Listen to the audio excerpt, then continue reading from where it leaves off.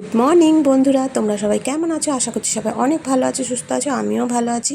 তো আমি আবার চলে এলাম আর একটা নতুন ভিডিও নিয়ে।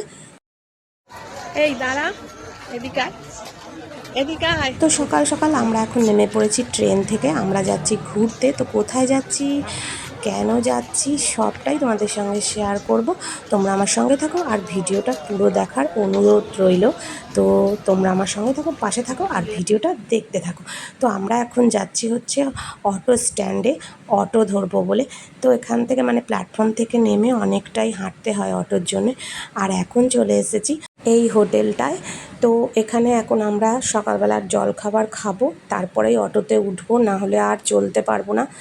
অনেকটা বেলা হয়ে গেছে, এখন প্রায় 10:30 মতন বাজে। অনেক সকালবেলায় ঘরের থেকে বেরিয়েছি। তো চলো একটু কিছু খেয়ে নিই। তো আমি আর আলাদা করে প্লেট নিইনি, মেয়ে আর মানে পরের থেকে একটু একটু নিয়ে আমি খেয়ে নিয়েছি। আমি এমনিতেও বাইরে বেরোলে সেরম একটা কিছু খাই না।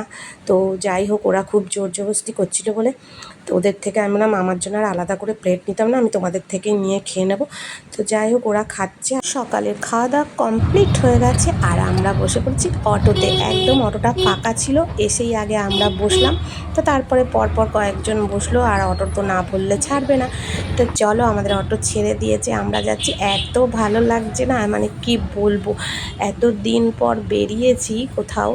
মানে ঘরের মধ্যে এক ঘাইয়া থেকে থেকে আর ভালো লাগছিল না। তো মেয়ে অনেক দিন ধরে বলছিল, মা চলো কোথাও ঘুরে আসি। তো মেয়ের পরীক্ষা শেষ হয়েই আমরা সাথে সাথে বেরিয়ে পড়েছি। তো একটা আমার দিদির বাড়িতে এসেছি, তোমাদের জানিয়ে দিলাম আমি কোথায় এসেছি। তো আমার একটা দিদির বাড়ি এসেছি, অনেকটাই দূর আমাদের মানে বাড়ির থেকে। তো আমরা তো থাকি শ্যামনগরের থেকে অনেকটাই দূরে। তো আমার এই দিদির বাড়ি, দেখতেই পাচ্ছ কত সুন্দর প্রাকৃতিক সৌন্দর্য, এত ভালো লাগছে। আর গ্রামের পরিবেশ তোমরা তো জানোই, যারা গ্রামে থাকো বা যারা গ্রামে থাকো না তারাও, গ্রামের পরিবেশটা কত সুন্দর হয়।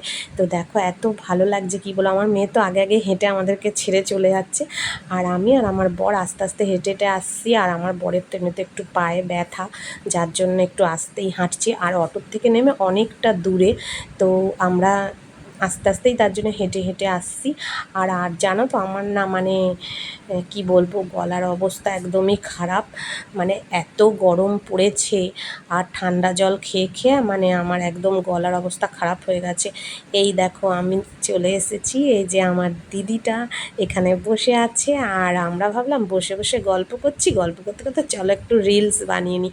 তো সেই জন্যই দেখো আমার মেয়ে, আমি আর আমার ওই দিদি মিলে রিলস বানাচ্ছিলাম। তো এখানে রিলস বানাতে বানাতে বললাম চল আর একটু ওই ভেতরে যাই, যেখানে একদম কি সুন্দর মানে গাছপালায় ভর্তি। তারপরে এই যে দেখো এখানে হচ্ছে ধনে পাতারই আর কি, ধনের আর কি ক্ষেত এটা। তো এখানে সাদা সাদা ফুল ফুটেছে, দেখতে পাচ্ছ। এত ভালো লাগছে এই ক্ষেতের এখানে এসে কটা রিলস বানালাম। তো এই রিলসগুলো আমি আগেই আপলোড করেছি, আর এই বড় ভিডিওটা আমি মানে আপলোড করতে পারছিলাম না। আমি খুব দুঃখিত, কদিন পরই আমি এই ভিডিওটা আপলোড করছি। তো অনেক মজা, অনেক আনন্দই কাটালাম আজকের দিনটা। তো এই ছোট্ট একটা দিন আর এই ছোট্ট ছোট্ট মুহূর্তগুলো সারা জীবন স্মৃতি হয়ে থাকবে। আনন্দর মুহূর্ত কত তাড়াতাড়ি কেটে যায়, মানে মানে কি বলবো, দেখতে দেখতে দিনটা কি তাড়াতাড়ি হাত থেকে চলে গেল। তো যাই হোক, আমরা অনেক রাত হয়ে গেছে, ফিরতে ফিরতে প্রায় এখন 8:30 বাজে।